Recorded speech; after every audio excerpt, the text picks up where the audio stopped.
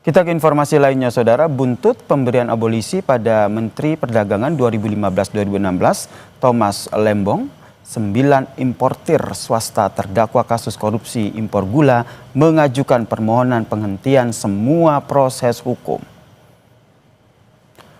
Kuasa hukum 9 terdakwa Hotman Paris menilai dalam Kepres abolisi dijelaskan untuk menghentikan seluruh proses dan akibat hukum, pemberian abolisi seharusnya dilakukan menyeluruh.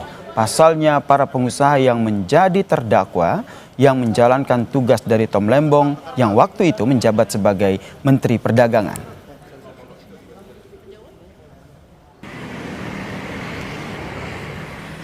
Akan memohon kepada Kejaksaan Agung, CQ JPU, agar surat dakwaan terhadap 9 importir swasta ini ditarik, dicabut dari Pengadilan Tipikor PN Jakarta Pusat, atau hakim karena jabatannya menghentikan perkara dan mencoret perkara dari daftar buku perkara. Itu permohonannya. Pres tentang abolisi Tom Lembong jelas-jelas disebutkan menghentikan semua proses hukum dan akibat hukumnya. Ingat itu. Proses hukum apa? Ya kasus gula.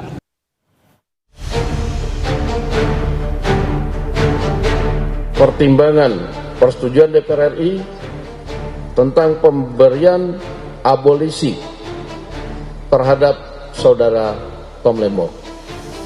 Persetujuan atas dan pertimbangan atas surat Presiden nomor 42 Pres 07 2025 tanggal 30 Juli 2025 tentang amnesti terhadap 1.116 orang yang telah terpidana diberikan amnesti, termasuk saudara Hasto Kristianto.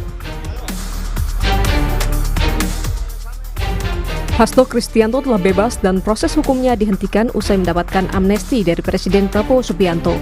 Namun KPK tidak mengembalikan barang-barang yang berkaitan dengan kasus suap pada proses pergantian antar waktu PAW anggota DPR. KPK menjelaskan masih menganalisis barang bukti yang disita dari Hasto. Kasus yang menyeret mantan politisi PDIP Perjuangan itu pun tetap berjalan.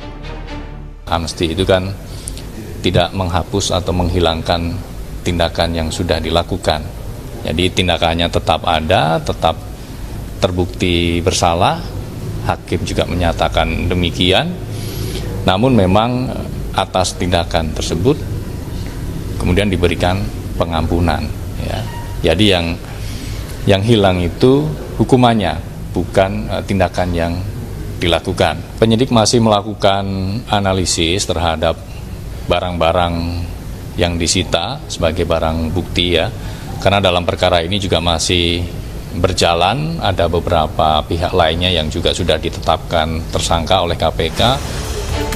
Sementara Kejaksaan Agung memastikan proses persidangan kasus korupsi impor gula usai Menteri Perdagangan periode 2015-2016 Thomas Trikasih Lembong mendapat abolisi dari Presiden Prabowo tetap berlanjut. Segala proses hukum dan akibat hukum terhadap saudara Thomas Trikasih Lembong ditiadakan. Bukan membebaskan ya. Karena kalau membebaskan ranahnya pengadilan, ya kan? Artinya ditiadakan di situ. Nah, terhadap tadi yang Anda tanya terhadap tersangka atau terdakwa yang proses itu tetap berjalan. Kan ini kan sifatnya personal. Tidak, kalau di situnya disebut di Kepresnya cuma 1 orang, ya kita proses tetap berjalan, kita tetap sidangkan sebagaimana mestinya. Pakar Hukum Universitas Andalas Ferry Amsari menilai perkara yang menjerat Tom dan Hasto sifatnya politis. Selain itu, hak Presiden memberikan abolisi dan amnesti dinilai kurang tepat diberikan untuk kasus tindak pidana korupsi. Seolah-olah mengakui bahwa proses peradilan Hasto dan Tom Lembong adalah peradilan politis karena amnesti terutama memang disebut sebagai hak Presiden untuk memberikan pengampunan kepada orang-orang yang terlibat dalam peristiwa-peristiwa politik. Sementara abolisi juga menghapuskan atau memberhentikan segala proses hukum. Di titik ini timbul kesan bahwa kasus Tom Lembong sama sekali bukanlah pidana yang mestinya ada. Jadi sekali lagi ini timbul interpretasi yang sangat panjang dan beragam, apalagi tidak lumrah amnesti dan abolisi diberikan kepada kasus-kasus korupsi.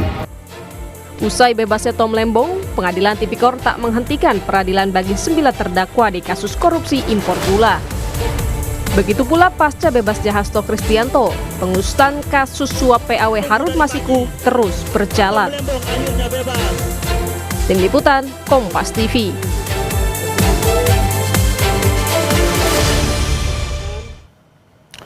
Abolisi untuk Tom Lembong dan amnesti untuk Hasto Kristianto tidak otomatis menyetop proses hukum korupsi impor gula dan juga kasus Harun Masiku. Lalu bagaimana Kejaksaan ataupun KPK menyiapi kelanjutan kasus ini? Kita bahas bersama dengan mantan Komisioner KPK Bang Saud Situmorang yang telah bergabung bersama kami di Kompas Petang. Bang Saud, Anda melihatnya seperti apa nih? Setelah Hasto dan juga Lembong bebas, bagaimana kemudian kelanjutan baik kasus suap Harun Masiku dan juga kasus impor gula yang saat ini masih berjalan? Bung Yansir, kita jangan lupa ya bahwa Indonesia dapat indeks persepsi korupsi 37 saat ini, which is itu sangat jauh di bawah target-target kalau kita mau pertumbuhan ekonomi dengan baik. Sebagaimana kita ketahui 9 lembaga yang mengukur indeks persepsi korupsi ini mereka masing-masing lagi mengamatin nih, pasti. Apakah itu World Economic Forum, Economic Intelligence Unit, Varieties Demokrasi, Political Economic Risk Consultancy, 9 lembaga itu pasti saat ini lagi ngelihat ini kebijakan yang pemerintah Indonesia ini terhadap kasus yang disebut sebagai kontraproduktif karena ada kaitan dengan korupsi, mereka akan detail mengamati kasus ini. Pasti mereka akan mengamati Lembong case-nya seperti apa dan kasusnya Hasto seperti apa. Nah, kalau kita memahami konstruksinya, Lembong diberi abolisi itu clear. Bagaimana dia mulai menjabat 2015 sampai 2016 itu, apa yang dia lakukan, dia melaksanakan executive order, agak berbeda dengan kasus yang dialami oleh Hasto. Nah, oleh sebab itu kita clear dulu. Ini analisis boleh salah, boleh ini, tetapi apakah hukum menjadi lebih pasti? Apakah hukum menjadi lebih adil? Apakah hukum menjadi lebih bermanfaat di dalam dua kebijakan yang diambil oleh Presiden? Pertama, kalau kita lihat bahwa apapun putusan yang dilakukan itu kan pernyataan resmi dari dalam hal ini Mensesnek kan udah menjelaskan bahwa kedua kasus ini bukan diartikan kita tidak kontroversi dengan pemberantasan korupsi, karena dia menegaskan di situ dalam statementnya. Tetapi beliau mengatakan bahwa ini kasus ini lebih kepada politik. Nah, sekarang saya tanya, politiknya siapa? Politiknya Prabowo atau politik pemerintah sebelumnya? Nah, oleh sebab itu saya katakan ini resiko indeks persepsi korupsi tetap di 37 atau kemudian naik 1 atau kemudian dia akan turun 3. Itu kita lihat nanti ke depan. Sekali lagi saya katakan, kita mengingatkan 9 lembaga ini lagi mengamati case ini secara detail. Tetapi kalau kita melihat konstruksi kedua kasus ini bisa jadi stagnan ya, kosong-kosong gitu. Oke, jadi menurut Anda stagnan ya? Ya, jadi karena menurut kenapa? Anda kasus Lembong ini gimana Mas? Maaf saya potong Bung Saud. Jadi menurut Anda apakah ini masih akan terus berjalan? Karena kalau tadi kita lihat keterangan dari Kejagung maupun KPK mereka menyatakan bahwa proses hukumnya masih terus berlanjut. Pertanyaannya, penanganannya akan seperti apa? Ya, kalau kita masih bisa juga berdebat dalam kaitan bagaimana 8 pengusaha yang di kasus Lembong, kemudian bagaimana yang melarikan diri saat ini yang masih dicari-cari oleh yang terkait dengan Harun Masiku.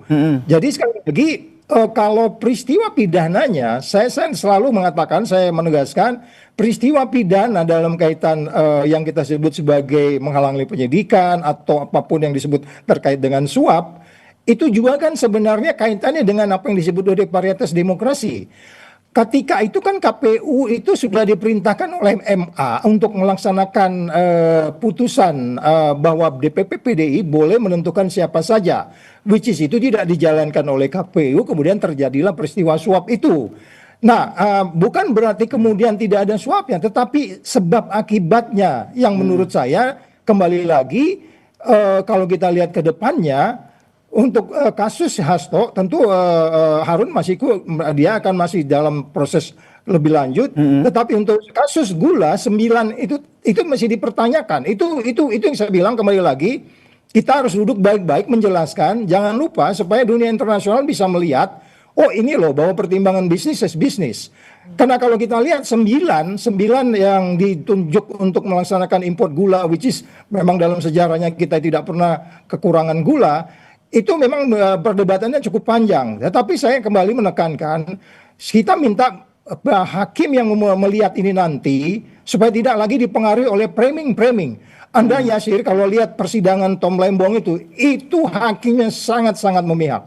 Sangat-sangat memihak 3 hakim itu. Oleh sebab itu nanti biarkan mereka melihat, biarkan kemudian juga pihak kejaksaan untuk melihat kembali apa tuntutan-tuntutan mereka, bahwa pertimbangan bisnis judgment rule, ada peran PPI di situ, Perusahaan Perdagangan Indonesia yang menuju ketiga perusahaan ini, sehingga kemudian memang mereka justru yang mengeluarkan uang di situ untuk membeli gula, untuk kemudian gula kristal mentah menjadi gula kristal rafinasi, which is mereka harus mengambil untung, siapa juga pengusaha mau rugi kan gitu. Berarti Bung Saud, Anda melihat sebetulnya kasus ini banyak politis begitu ya?